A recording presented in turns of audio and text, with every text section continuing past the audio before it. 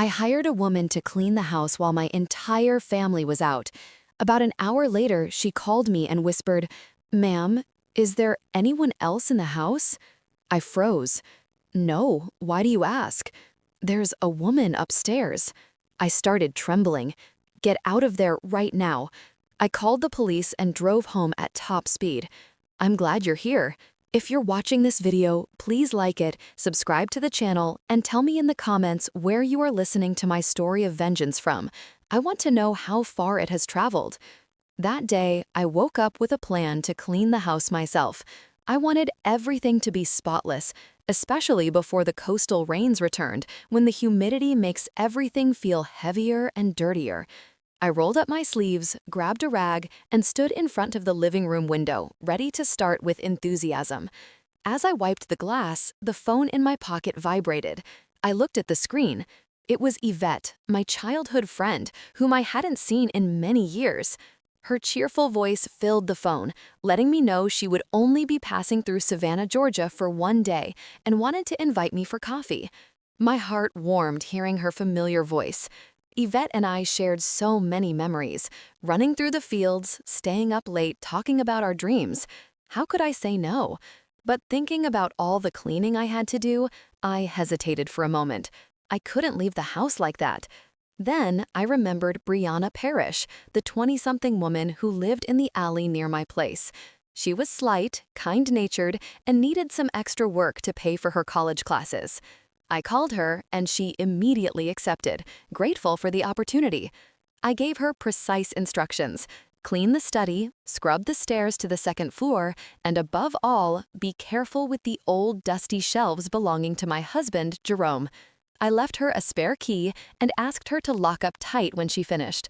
I drove to the Magnolia Tree Cafe, where Yvette was waiting for me.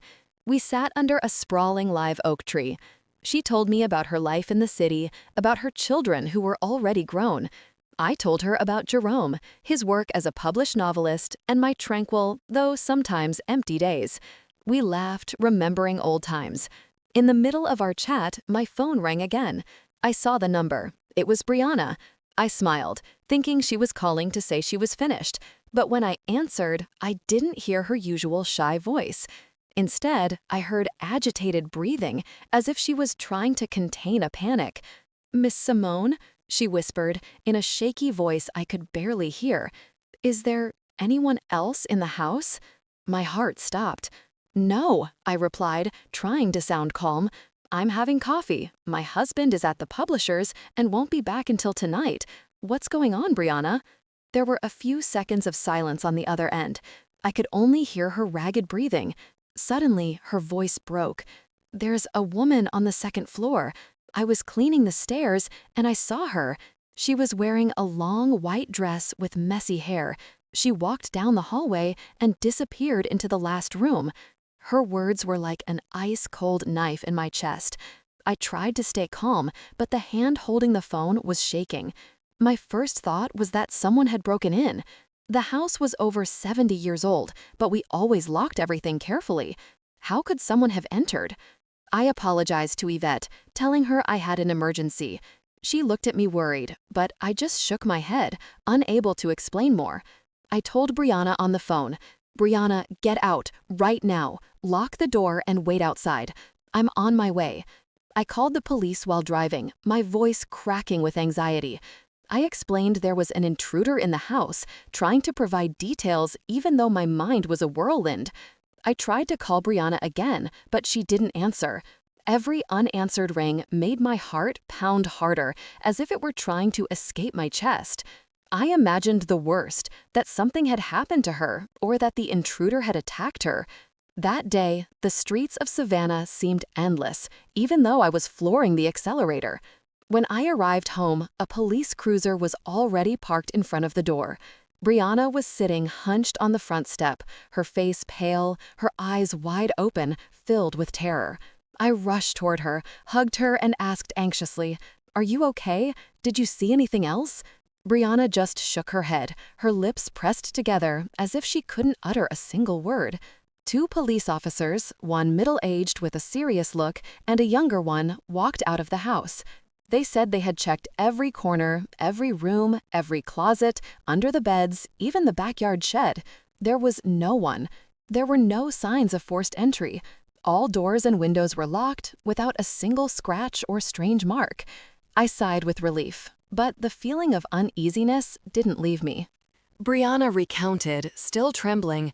I swear I saw her, Miss Simone. She didn't look real. She was like a shadow. I won't dare go up to the second floor again. I stroked her shoulder to console her, but a doubt began to grow inside me. This house was over 70 years old. It had belonged to Jerome's family before we moved in. The brick walls, the creaking wooden doors, the dark corners, they had always made me feel like they were hiding something, but I couldn't imagine a woman. Just then, I heard Jerome's sedan pull up the cobblestone driveway in front of the house. He got out, his face surprised to see the police car and me next to Brianna. I took his arm and quickly told him what happened. I expected him to be as worried as I was, to want to find out what was going on. But Jerome only smiled faintly, a smile I rarely saw. He approached Brianna, patted her shoulder, and said in a soft, almost mocking voice, "You must have been tired, honey, and confused the sun's reflection with a shadow. Our house is old. It has many corners that play tricks on the eyes." Brianna lowered her head without saying another word. I looked at her, my heart heavy. I knew she wasn't a fanciful girl. She was hardworking, honest. She had no reason to invent something like this. But Jerome's gaze, his calm, began to make me doubt myself. Maybe he was right. I apologized to the police for making them come out. A bitter embarrassment rose in my chest. I paid Brianna, asked her to go rest, and promised I would call her if I needed her. 3 months later, I officially retired. There were no more rushed mornings getting ready for work, no endless meetings, no days racing against deadlines. The old house in Savannah became my world, but the change of pace kept me awake at night. Every night, I stayed up, staring at the ceiling, listening to the clock ticking in the darkness. During those nights, I began to notice strange sounds coming from the attic. At first, they were slight noises, as if something small accidentally fell to the floor. I convinced myself it was the wind blowing through the old windows or the wood creaking due to the changing weather. But little by little, the sounds became clearer, more vivid. I heard something like a chair scraping across the floor, slow and heavy. Then light but constant footsteps, as if someone were walking back and forth. Sometimes I even heard the rustle of paper, as if someone were silently turning the pages of a book.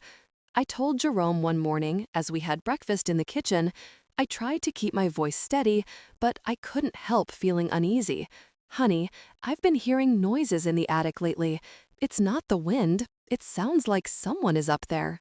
Jerome yawned without looking up from the newspaper in his hands.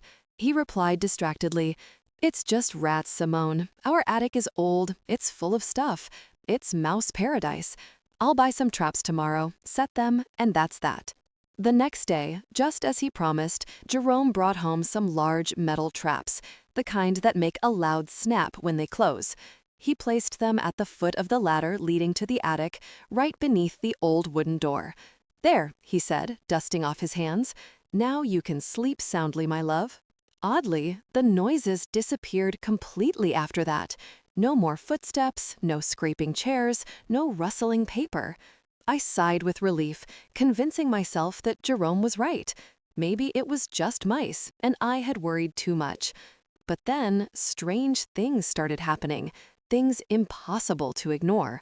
One afternoon, I bought a package of spicy sausage from the local market, my favorite for its intense flavor. Jerome, on the other hand, had never liked anything spicy. He wouldn't even taste it. I carefully wrapped the sausage in paper and stored it in the refrigerator, planning to enjoy it over the weekend. The next morning, when I opened the door, I froze. A large chunk was missing. The cut was irregular, as if someone had sliced it off in a hurry. I asked Jerome, who was reading the newspaper in the living room, "Did you take some of the sausage from the refrigerator?"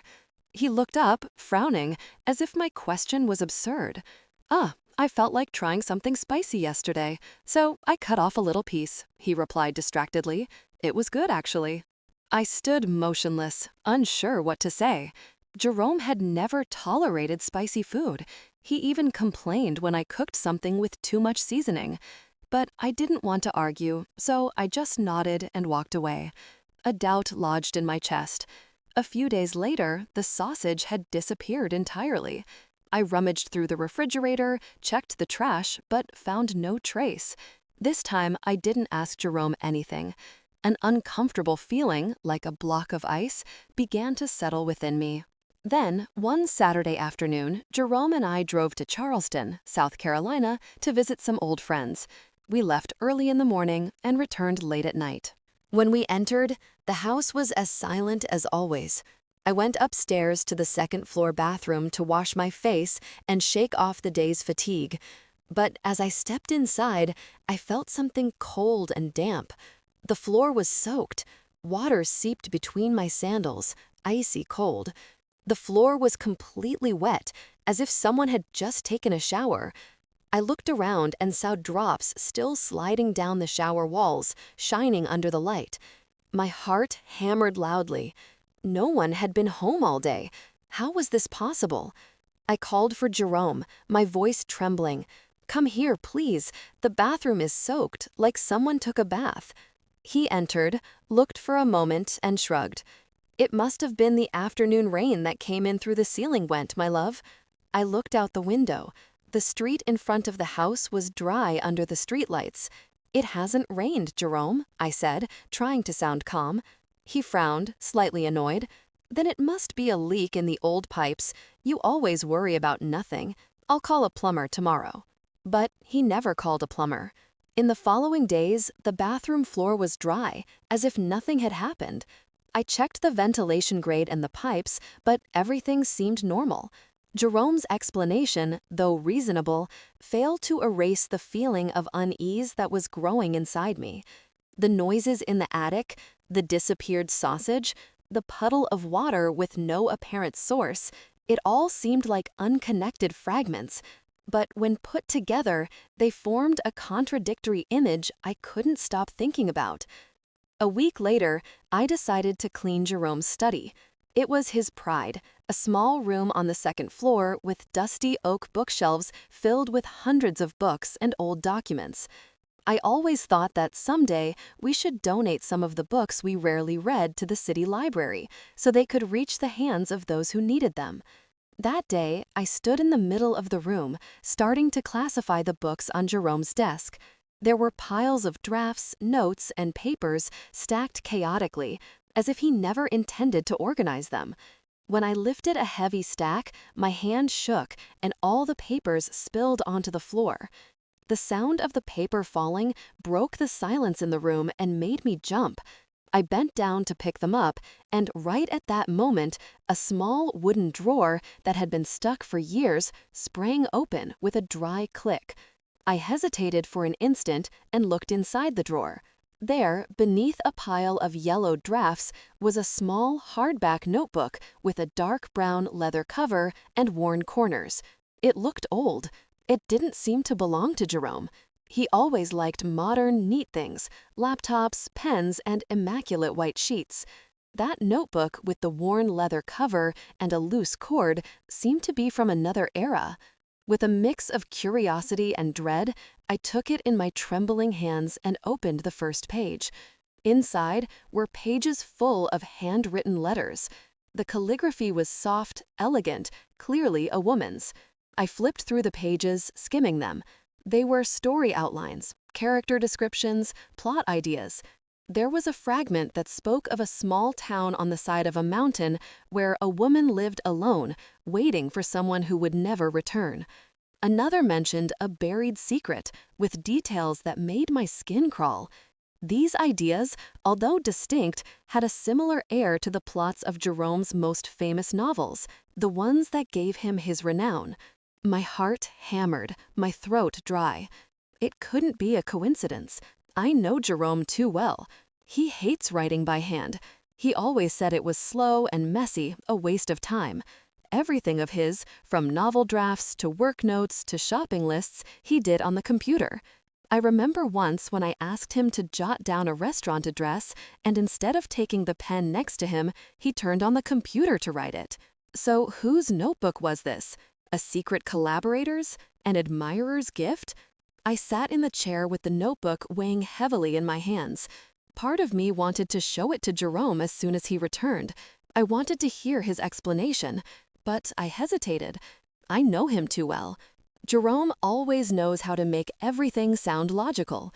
He would smile, he would say it was a gift from a reader or an old idea from when he tried to write by hand.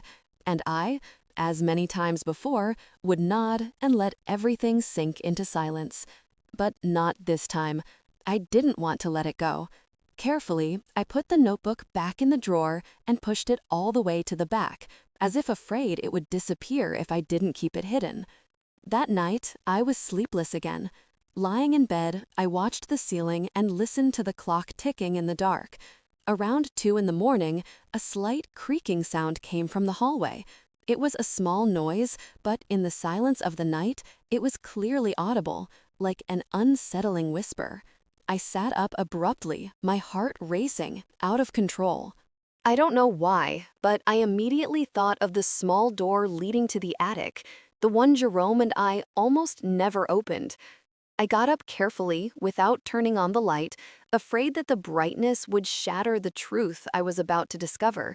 The faint moonlight entered through the window, just enough for me to see a crack. The attic door was ajar. A cold, damp draft descended, bringing with it the smell of old paper and stale air. I stood motionless, my feet glued to the floor. Fear, mixed with curiosity, paralyzed me. I went back to the room and gently shook my husband's shoulder. "Jerome, wake up! The attic door is open!" Jerome groaned half asleep and got up with an irritated gesture. He put on his slippers and walked in front of me down the hallway without saying a word. But when we arrived, the door was closed, the latch firmly in place, as if no one had touched it. I stood there staring, looking for any sign. A scratch? A crack? Nothing. Jerome turned to me with an expression of tiredness and disappointment. "Simone," he said in a grave, exhausted tone, "you've been too tense lately. You aren't sleeping well. That's why you see things that don't exist. Come back to bed now." He walked me back. I lay down, but kept my eyes wide open, fixed on the ceiling. For the first time, I began to doubt myself, wondering if I had truly imagined everything. In the following days, since I found the mysterious notebook, I tried to keep everything normal, although the unease consumed me internally. I began to notice Jerome's every gesture, every look, every word. Lately, he had acquired a new habit that only increased my suspicions. Around 10 at night, when I was already in bed with a book in my hands, ready to sleep, he would say he had to continue working in the study. "I need to concentrate a little, Simone," he would usually say, in a soft but firm voice. "The manuscript is at a complicated part. You go to sleep first." I would nod, smiling, but every time the study door closed, I felt an invisible distance opening further between us. One night, I woke up thirsty. The clock on the table showed almost 1 in the morning, and the second hand seemed to be counting something in the darkness. I reached out to touch Jerome, but the bed was empty, the sheets cold, as if he had never been there. My heart leaped. A sensation of disquiet ran through my body. Where was he? I put on a thin robe and went out into the hallway, thinking he might have fallen asleep at the desk, as he did sometimes when the pressure from the publisher exhausted him. I walked down the dark hallway. The faint light from the living room projected strange shadows on the walls. I pushed open the study door, but the room was empty. The computer screen was off, the chair perfectly placed beneath the desk, as if no one had been there. I called out softly, "Jerome?" My voice echoed in the silence, but there was no answer. I went down to the kitchen, thinking he might have gone for water, but it was also empty. Only the moonlight entered through the window, making the shadows of the plates on the shelves look like ghosts. I started walking through the house, calling his name, my voice growing shakier. My heart pounded hard, as if sensing that I was about to confront something. As I passed the staircase leading to the second floor, I heard a very soft step, almost imperceptible if I hadn't been paying attention. I looked up, and under the dim hallway light, I saw a silhouette slowly descending. It was Jerome. He was barefoot, walking carefully, as if he didn't want to make the slightest noise. In his hand, he carried a porcelain plate, the kind we used for weekend dinners. When he saw me there, his eyes widened. An expression of surprise crossed his face. The plate slipped from his hands, fell onto the stone floor with a sharp clank, and shattered into pieces. That sound tore through the silence of the night, startled me, and I took a step back. I looked at the fragments confused. The plate was empty, clean, with no traces of food or grease, as if it had been carefully washed. That only increased my bewilderment. I looked up at Jerome and asked in a trembling voice, "What were you doing up there at this hour? I thought you were in the study." He bent down and began picking up the pieces with slow movements, as if trying to buy time to think of an answer. He avoided my gaze and said in a forced tone, I got stuck on the end of the book. The editor won't stop pressuring me, you know. I needed a quiet place, so I went upstairs for a while. I got hungry and went up with some food. I stood there, watching him, picking up the pieces, unable to fully believe him. I knelt to help him. When our fingers brushed on the cold floor, I felt a shiver of distance. That hand that once gave me comfort now chilled my skin. I knew he was under a lot of pressure from the publisher. The constant calls from Mr. Sterling, his editor, kept him tense. Maybe, I told myself, he just needed space to write. Maybe I was overreacting. The next morning, the house was heavy, as if an invisible cloud floated above us. I woke up tired, my head full of unanswered doubts. Jerome, avoiding looking at me, got up earlier than usual.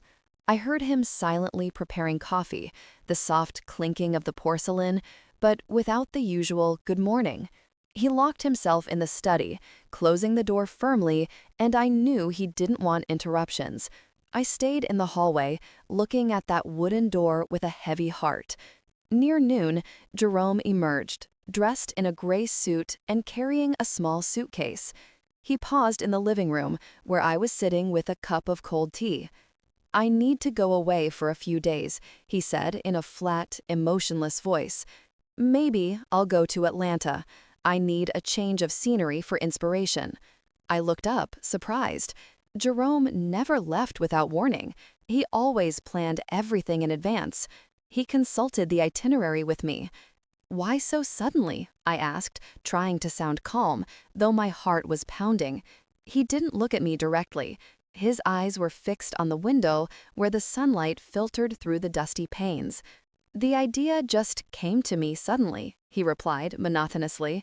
"Be careful while I'm gone." But just before walking out the door, he suddenly turned and placed his hands on my shoulders. His grip was stronger than usual, making me jump. "Simone," he said in a low, serious tone, "while I'm away, don't let anyone in. Do you hear me? Especially no one from the publishing house. If Mr. Sterling, my editor, comes looking for me, tell him I went on a trick and that you don't know when I'll be back."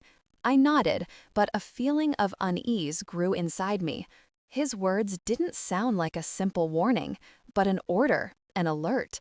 Jerome had been gone for about 2 hours when the doorbell rang.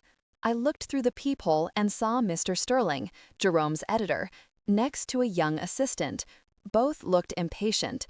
I hesitated for a moment, my hand on the doorknob, feeling my chest flutter. Jerome's words echoed in my head, but I couldn't stay here without answering. I took a deep breath, opened the door, and forced a smile. Mr. Sterling didn't wait for me to invite him in. He walked straight into the living room with an annoyed expression. "Miss Whitlock," he said in a harsh voice, I know Jerome is home. Stop covering for him. We need the manuscript urgently. The deadline was 2 weeks ago. Keeping my composure, I repeated exactly what Jerome had asked me to say. I'm sorry, Mr. Sterling, but Jerome left this morning to seek inspiration. I don't know when he'll return. Mr. Sterling let out an ironic laugh that chilled my blood. He pointed toward the Hamiltons' house, our neighbors across the street. Don't lie to me anymore, he said sharply. Mr. Hamilton told me he sees the attic light on until very late every night. If Jerome is working that hard, he should have the manuscript ready, not hiding like this. The young assistant, a girl with kind eyes, intervened. Ma'am, we just want to help. If Mr. Jerome is going through writer's block, he should talk to us. We can support him. Her tone was gentle, but I could no longer concentrate. Mr. Sterling's words struck me hard. The attic light. I had never noticed that. We almost never went up there. It was full of old boxes and cobwebs. Why would a light be on? And why did Mr. Hamilton say he saw it every night? My heart seemed to stop. I tried to maintain my composure as I walked them to the door, promising to notify Jerome as soon as I had news. But as I closed the door, I leaned against it, trembling. My mind raced. The scattered fragments began to fit together.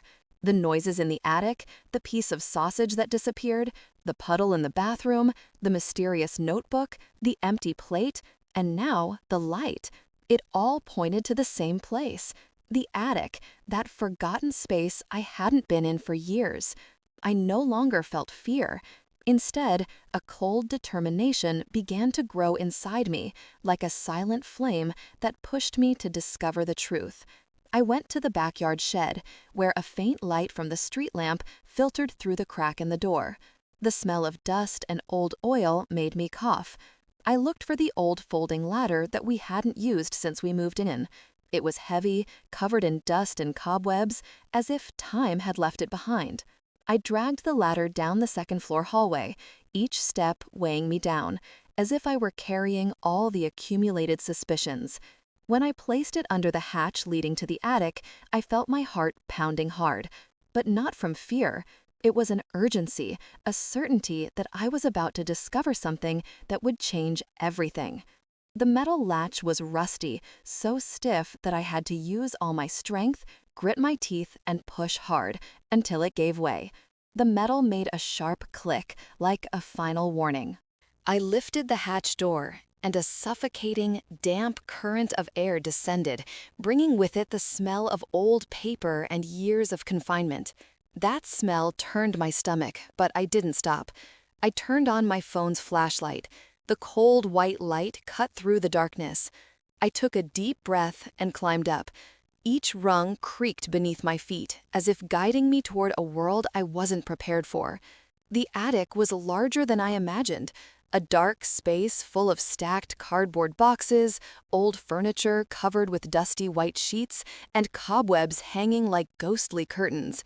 The only light came from a small, dirty window, leaving opaque beams on the wooden floor. I swept the flashlight across the entire space. My heart was beating so fast it felt like it would jump out of my chest.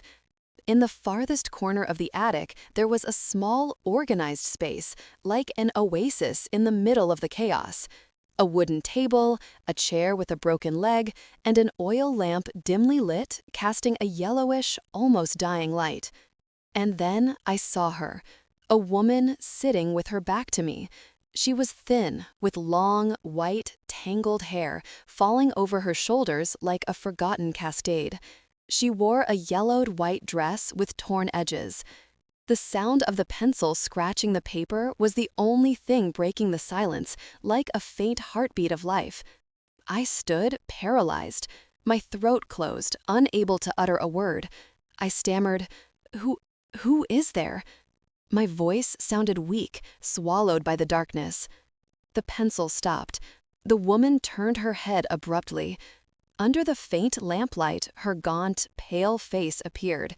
Her eyes were sunken, tired, but with something familiar that made me tremble. My world collapsed.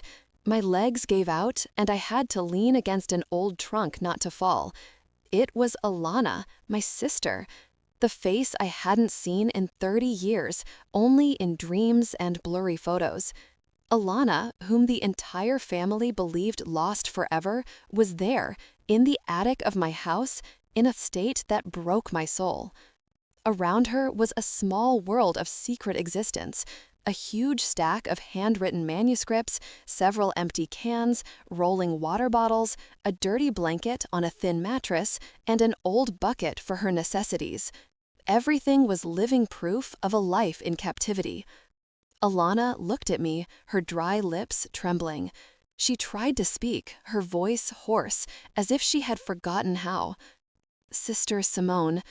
She couldn't say more. She just looked at me with eyes full of tears, as if begging for a forgiveness I didn't yet understand. I no longer heard anything. Hot tears welled up and ran down my cheeks. I walked toward her like a sleepwalker, my legs shaking, my head spinning. Alana, my sister, the one I had cried for until my soul was dry, thinking I had lost her forever. Now she was here, alive, like a ghost inside my own home. I took her thin arm. I felt every fragile bone beneath her skin.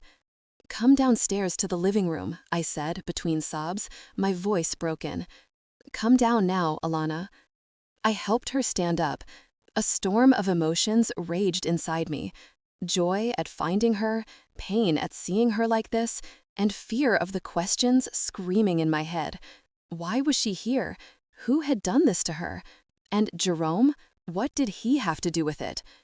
I guided her down the stairs. Her every step was unsure, as if her legs didn't remember what it was like to leave that dark attic. The light of the house illuminated her face, highlighting her sunken features and narrowed eyes, unaccustomed to the glare. She looked like a creature of the dark, seeing the sun for the first time, and that broke my heart. Alana, my sister, who once shone like the Savannah sun, was now nothing more than a fragile shadow. I led her to the living room. I carefully sat her down in the most comfortable armchair, where the soft light of a lamp fell upon her like a caress. I rushed to the kitchen, filled a glass with cold water, and with trembling hands brought it to her. Alana tried to hold it, but her hands shook so much that the water spilled. I knelt down, held the glass, and helped her drink, sip by sip. Tears stung my eyes, but I held them back. I didn't want her to see me weak. She needed me to be strong, at least for now. After a few sips, Alana began to cry. It wasn't a soft cry. It was a silent scream, as if all the years of repressed pain were erupting at once. She collapsed onto my shoulder. Her thin body shook, and I could only hold her tight, feeling every vertebra through her clothes. I didn't ask her anything. I just stayed there in silence, letting her cry, letting the tears carry away some of the weight she had carried for so long. When Alana finally calmed down, she began to speak, her voice broken, barely a whisper. "Sister Simone," she murmured, looking at the floor, unable to meet my eyes. I took her hand, squeezing it gently, trying to convey some warmth. "Tell me, Alana," I said, my voice firm yet tender. "What happened? Why are you here?" Then she began to tell me, every word of hers like a stab. She spoke of that fateful night, 30 years ago, when her life fell apart. Darren Albright, her editor at the publishing house, had summoned her to his apartment to discuss work. Alana, naive and young, believed him. But when she arrived, Darren was drunk. His gaze was no longer that of a boss, but of a predator. He tried to force himself on her, his voice loaded with menace. Alana defended herself with all her strength. She pushed him, but he didn't stop. In the midst of the struggle, she, panicked, grabbed a small marble statue and hit him in the head. "Sister, I just wanted him to stop," she said, her voice choked. I didn't want that to happen." But the blow was too strong. Darren fell to the floor, hitting his head against the coffee table, and lay motionless, showing no signs of life. Alana recounted that she was paralyzed, not knowing what to do, her mind blank with fear. Just then, Jerome appeared. He said he was just passing by to invite her to dinner at our house, but upon entering, he witnessed the entire terrifying scene. "I wanted to call the police, sister," Alana said, her eyes red. "I wanted to turn myself in, do the right thing, but Jerome wouldn't let me." He stood there, looking at her with chilling calm. "You'll go to prison, Alana," he said in a cold voice. "You'll lose your whole life. Let me help you. For Simone, I'll protect you." I listened, my body cold. Jerome, the husband I loved, whom I trusted, had manipulated my sister, using my own love for him. He convinced Alana that hiding the truth was the only way to protect me, to prevent our family from bearing the shame. That night, taking advantage of the darkness and isolation of the low country woods near the Ogeechee River, Jerome carried Darren's body in his car. He quickly dug a grave on the hillside in a place no one knew, and buried the secret there. Then he brought Alana to our house when I was already asleep and hid her in the attic. "It will only be temporary," he told her, "until everything calms down." But temporary turned into 30 years. Jerome turned Alana into a ghost, living in secret in her own sister's house. When the police investigated, they discovered that Darren had withdrawn a large sum of money before he disappeared. Jerome skillfully spread the rumor that Alana and Darren were having an affair and had run away together. That story, coupled with both of their disappearances, made everyone, even me, believe it was true. The investigation stalled, and Alana, in the eyes of the world, became a fugitive who abandoned her family. I stood there, tears streaming down my cheeks, but not from sadness. It was rage. It was the pain of betrayal. I remembered the days after Alana's disappearance, when I cried until I had no strength left, when our mother aged overnight from grief. I remembered Jerome's sudden literary career, his successful novels, the wealth and fame we achieved. All of it built upon my sister's pain and sacrifice. "I didn't know, Alana," I whispered, my voice broken. "I didn't know anything. I trusted him." "The first few years in the attic were hell, sister," Alana continued in a hoarse voice, her gaze lost, as if reliving those dark days. "I lived with fear, guilt, and an unbearable loneliness. Every night, I dreamed the police were coming for me, or worse, that I was trapped forever in the darkness." She paused, breathing shakily. "To keep from going insane, I started writing. I wrote about the stories I dreamed, about worlds where I could be free, where I wasn't a shadow." I listened, feeling every word like a stab. I imagined Alana, the vibrant young woman she once was, hunched in that cold attic, clinging to the pencil like the last spark of hope. "And one day," she continued, "Jerome found my writings. I thought he would encourage me, tell me to save them for myself, but no, sister. His eyes shone as if he had discovered a treasure. He said, 'Alana, you have talent. Write, write for me. I will be your voice to the world.' I was paralyzed. My head was spinning. I remembered that time when Jerome suddenly announced he was quitting his accounting job at the newspaper to pursue his passion for writing. Friends and family were surprised because he had never shown interest in literature before. I felt proud of him, thinking he had found a creative spark I never imagined. But now the truth was like a slap in the face. Jerome wasn't a writer, he was a thief who had stolen Alana's talent, turning her into a ghostwriter. A ghost in the most literal sense, locked inside my own house. Alana continued, her voice trembling but filled with bitterness. "Many times I wanted to stop, turn myself in to the police. I couldn't bear the guilt, the feeling of living a life that wasn't mine. But every time I said it, Jerome threatened me." He said that if I turned myself in, you would be the one to suffer the most. He said you couldn't withstand the blow of knowing your sister had committed a crime and that your husband was her accomplice. He said you would lose everything, your family, your reputation, everything you love. I bit my lip. Tears rolled down my cheeks. Alana's words tore at my heart. Jerome had used my love and Alana's love for me to manipulate her, to keep her in the dark. I covered my face, trying to contain the sobs. "Forgive me, Alana," I whispered, my voice broken. "I didn't know. I never imagined that." But Alana shook her head. She took my hands, and her thin fingers squeezed them hard, as if trying to pull me out of the pain. "Don't apologize, sister," she said. "I let him manipulate me too. I was afraid.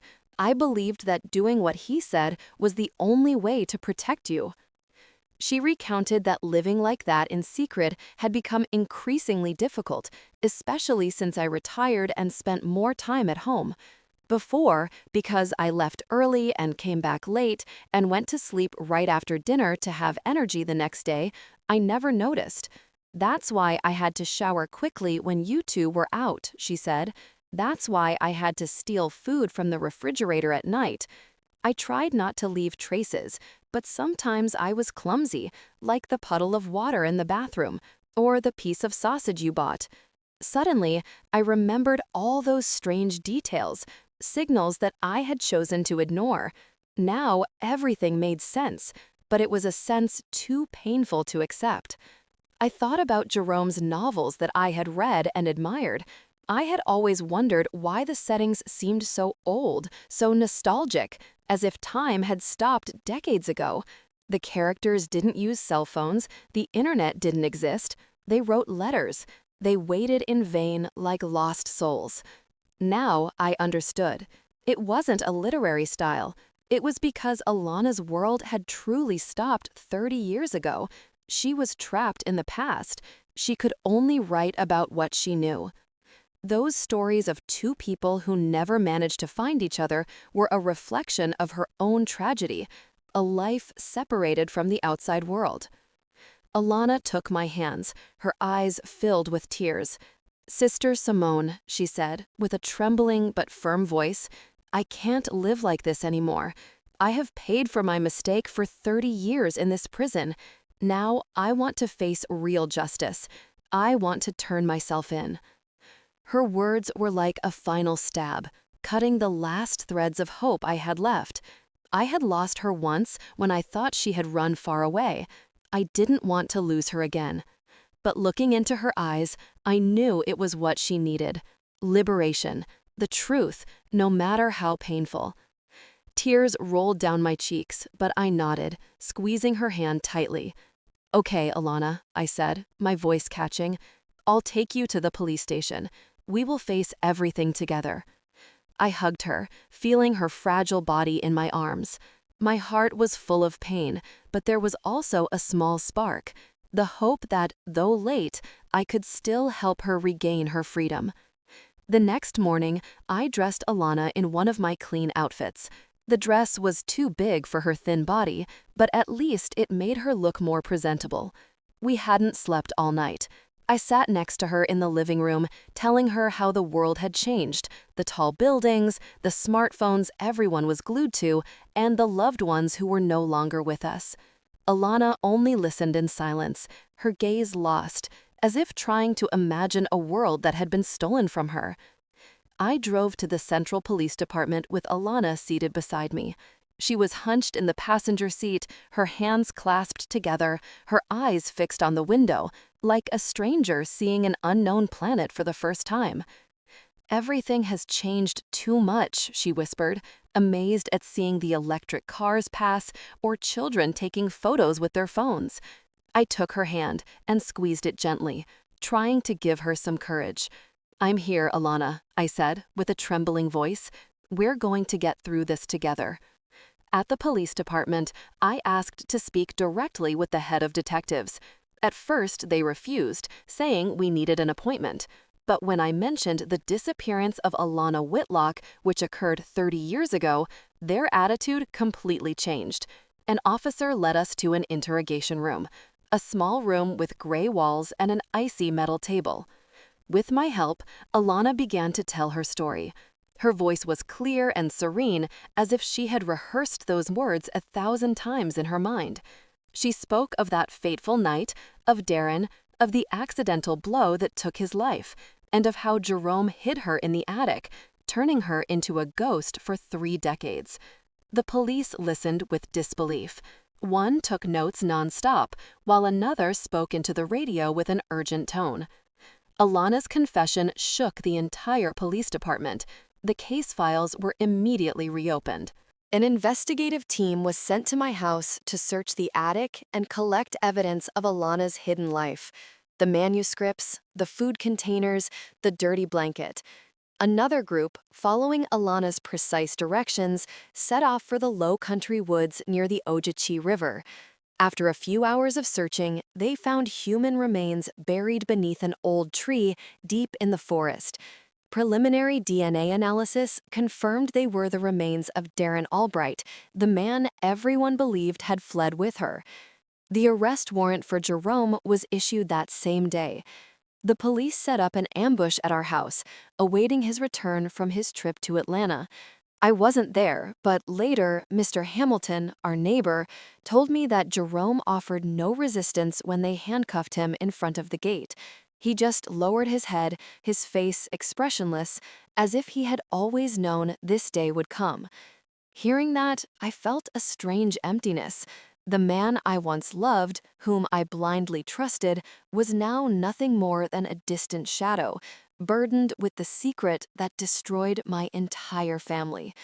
I hired the best lawyer for Alana, someone who committed to fighting for her to receive clemency. With the argument of self-defense and the 30 years she spent imprisoned, manipulated by Jerome, he believed justice would see her as a victim, not a criminal. I spent all day preparing things to take to her: clean clothes, books, and the dishes she loved most as a child. I wanted her to know that no matter what, I would always be by her side. But a few days later, while I was packing things to visit her, the phone rang. A cold, formal voice spoke from the other end of the line. "Miss Whitlock, we regret to inform you, Alana Whitlock took her own life at the detention center last night." The phone slipped from my hands and fell to the floor with a dry thud. My world shattered again. Alana, my sister, the one I had just gotten back, had chosen to leave forever, leaving me alone in a pain that had no words. She had told the truth. She had faced her past, but maybe she couldn't bear another trial or the stares of a world that doesn't forgive. The officer said Alana had left a letter for me. That afternoon, they handed it over. I held it with trembling hands, looking at her soft, familiar handwriting, the same I had seen in the attic notebook. But now it was clumsy, unstable, as if she had used her last ounce of strength to write it. I opened the letter, and tears flowed before I read the first line. "Dear Sister Simone," she wrote, "when you read this, I will truly be free. For 30 years, I wrote to survive, to keep from disappearing, but I could never write under my own name. I lived as a ghost, and now it is time for that ghost to dissolve. I don't regret speaking the truth. It was the only right thing I did. Don't be sad. Think of it as I have finished the story of my life. The final manuscript is still in the attic, inside a wooden box under the table. It is the only work I wrote about myself. If you can, please let it carry the name of Lucia Whitlock." I folded the letter, hugged it to my chest, and soaked it with my tears. Lucia Whitlock, the name Alana wanted to use if she ever became a writer, the name that was stolen from her. I knew I had to fulfill her last wish. I would search for that manuscript and bring it to light so the world would know Alana's story, not as a ghost, but a woman, a writer, a soul who fought to be free. The trial against Jerome was held a few months later, turning into a scandal that shook the entire country. The press called it the ghostwriter of Savannah scandal. Newspapers filled their front pages with Alana's life story. A young woman locked away, stripped of her freedom, and used to build the fame of a man who didn't deserve it. Faced with irrefutable evidence, Darren's remains found in the Low Country woods, the manuscripts found in the attic, and Alana's testimony before her death, Jerome lowered his head and confessed. He was charged with multiple felonies: unlawful appropriation of copyrights, illegal deprivation of liberty, conspiracy to cover up a crime, and obstruction of justice. The sentence was a deserved ending, but I felt no relief. For me, Jerome had died the day I discovered the truth, the day the man I loved became a stranger. I did not attend the trial. I couldn't face him. I couldn't look into the eyes that once spoke words of love to me but hid such a terrible secret. Instead, I returned to the house, which was once a home, but was now just a space full of painful memories. One afternoon, as the sunlight faded over the cobblestone street, I decided to go back to the attic. This time, I no longer felt fear or oppression. I climbed each rung with a flashlight in my hand, but my heart was lighter, as if I were looking for a part of Alana she had left behind. I found the wooden box under the table, just as she had written in the letter. It was a small box, old but well cared for, as if it held her last treasure. Inside was a pile of carefully handwritten manuscripts on yellowed pages. Alana's soft, fluid handwriting was clear, as if she were there, telling me her story. I carried the box down to the living room, sat under the desk light, and began to read. It was an autobiography, a novel about her own life. She wrote about our childhood, about the days running through the Savannah fields, about the dreams of being a writer she once confessed to me. She recounted the terrible night that stole her future, the 30 years lived in darkness, and the incredible strength she had not to let her soul break. Every page was a stab, but also a song of resilience, of love for life, no matter how hard. I spent weeks editing the manuscript, reviewing every line carefully, as if touching Alana's soul. There were nights when I stayed up until dawn, with tears running as I read the passages where she spoke of her loneliness in the attic, or the times she imagined being free, walking out in the sunlight. The book was not just her story, but the voice of a forgotten person, stripped of her identity. I knew I had to bring it to the world so that Alana would not just be a name in my memory, but a true writer. I contacted the publishing house that had worked with Jerome. At first, they hesitated, fearful of the surrounding scandal. But when I sent Alana's manuscript, they were completely convinced. "This is a masterpiece," the editor told me over the phone, his voice full of emotion. "We will publish it, and we will do so with all the respect that Alana deserves." The book was published under her true name, Alana Whitlock. On the first page, instead of a prologue, I only wrote one sentence: "No one should be imprisoned in the dark, especially if they love freedom." It was my message to her, to my dear sister whom I loved in this world. The book became a phenomenon. Readers across America and then the entire world were moved by Alana's life story. They admired her literary talent, the sincerity, and the poetry in every line. Jerome's old works, now re-edited under Alana's name, also began selling again as a way to right the injustice. Alana, though gone, finally became a recognized and beloved true writer. I read the reviews, the letters from readers, and my heart felt tight yet warm. "You did it, Alana," I thought. "You got your voice back." Sometimes I still go up to the attic. Now it is no longer a place of confinement, but it has been cleaned and turned into a small library. I open the window to let the sunlight stream in, illuminating the shelves where Alana's works are respectfully placed. I stand there, looking out at the lively street. Alana's voice has been recovered, and justice has in some way been served. I know she is somewhere, in the sunlight, in the pages of the books, and in my heart, free forever. And when everything ended, I understood something. There is no wall thick enough to enclose the truth forever. The lie, no matter how skillfully hidden, rots with time, like the dust that covers old shelves. Alana's life proves that silence can sometimes be crueler than guilt, and that fear can turn a person into a ghost within their own existence.